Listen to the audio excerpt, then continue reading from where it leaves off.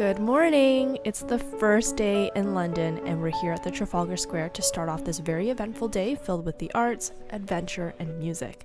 It's my second time here and walking through the gallery made me realize the similarities between how art curators and musicians design a program to guide viewers or listeners through an experience.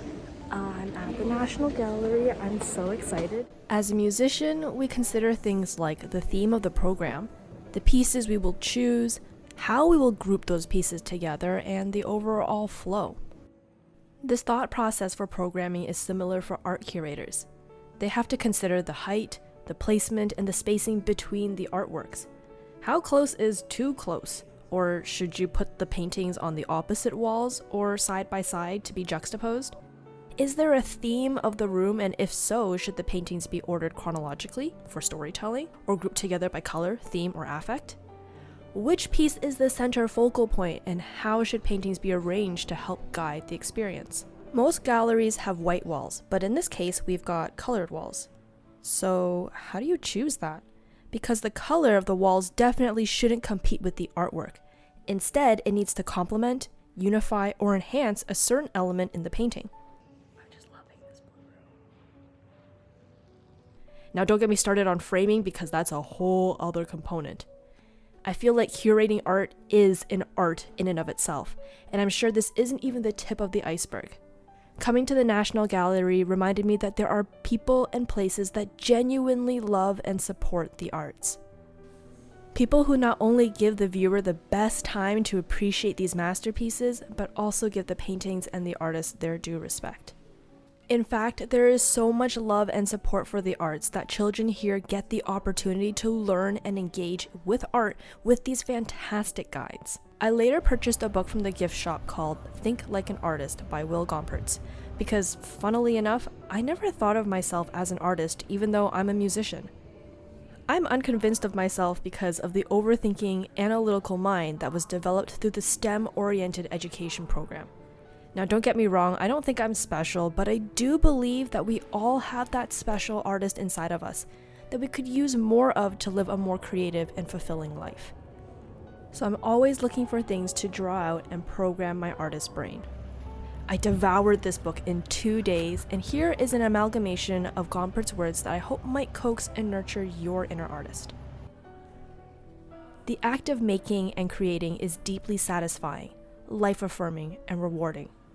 Confidence is crucial. Artists don't seek permission to paint, or write, or act, or sing. They just do it. What sets them apart, gives them their power and purpose, is not their creativity per se.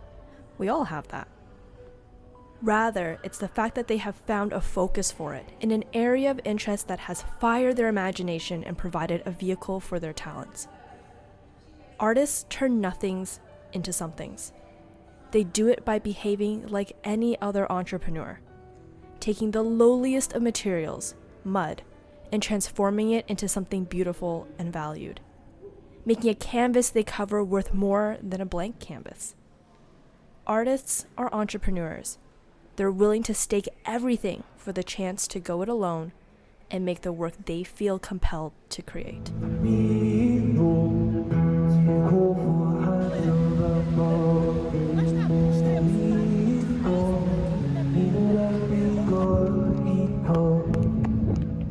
After the gallery, it was really nice to return to the great weather and the people enjoying themselves at Trafalgar Square. A little guilty pleasure, I do enjoy people watching, especially when I'm in another country. It's fascinating to learn about the subtleties of different cultures just by watching how people interact with each other.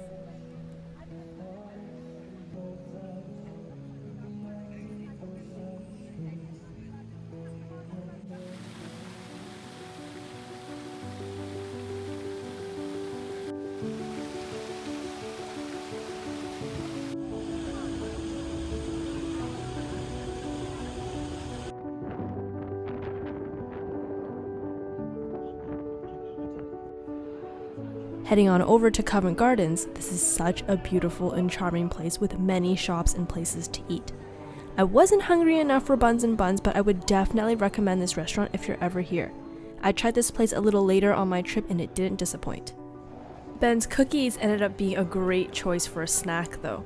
I'm adventurous with my food, so I was so excited with all their flavor options, and I opted for the ginger and chocolate cookie as well as the chocolate orange. Looking for a place to sit and eat my new treats, I found St. Paul's Church, not the cathedral just yet, tucked into the middle of the shopping area just outside of Covent Gardens.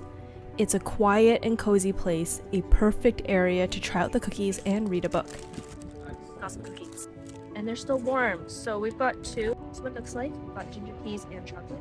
It's feeling really soft. Let's see how it breaks.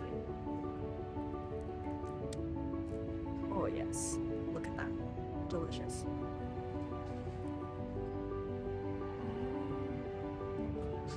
And this pigeon here really wants my cookie. Charged up with enough sugar, it's time to climb St. Paul's Cathedral. I got in just in time with an hour left before closing. If you visit here, your entry ticket also comes with a headset that gives you historical facts about the cathedral. Walking down the nave towards the dome felt really humbling and awe-inspiring. St. Paul's Cathedral is an Anglican cathedral whose dome is one of the highest in the world. The paintings on the dome were completed by Sir James Thornhill. It depicts 8 scenes from the life of St. Paul. Above the keystone of the arches is something really interesting. It's the Whispering Gallery. It's called this because a whisper against its wall will be heard by a listener at any other wall around the gallery. The cathedral also has regular programs of organ recitals, like the one happening right now. You're hearing the grand organ, which is the 5th largest in Great Britain. It's enclosed in an impressive case designed by Wren's Workshop and decorated by Grinling Gibbons.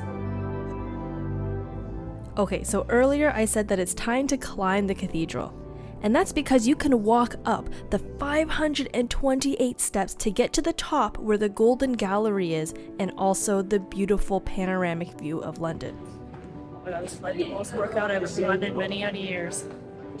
I hope the view is worth it. I thought those one steps were, but there's actually more. I definitely overestimated my ability to hike up these stairs with my out-of-shape pianist body that sits all day practicing that was also carrying 15 pounds of laptop and film gear. This climb begins somewhat welcoming since the staircase is wide and spirals upwards. But then the stairs get really narrow. And then it gets more narrow, like stone cheese slices of death. Made it to the top. I'm so out of breath. The view that you get. A workout and a reward. I didn't film myself coming back down because I simply could not trust myself enough not to roll down the treacherous cheese slices of doom when I already have an out-of-shape body that now has the wobbly legs of a jellyfish. After climbing all those stairs and walking around London, it was time to grab a huge dinner at Wagamama before tonight's concert. I ordered their Tantan Men beef biscuit ramen, the hoisin duck hirara bun, and a lovely yuzu and light tea tonic. The duck buns were fluffy and flavorful, and the drink was really refreshing. The ramen was so-so. I wouldn't order it again as I found it to be quite bland. It was kind of like spicy water. Regardless, the meal was definitely something I needed to recharge before the concert at the South Bank Center. Buns feel really fluffy.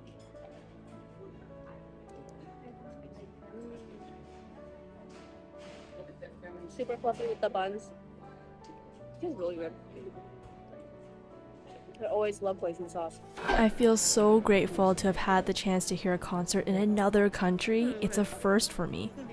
I love hearing the chaotic and anticipatory energy of the orchestra warming up and the sound of the first crack of the A for tuning before the performance truly begins.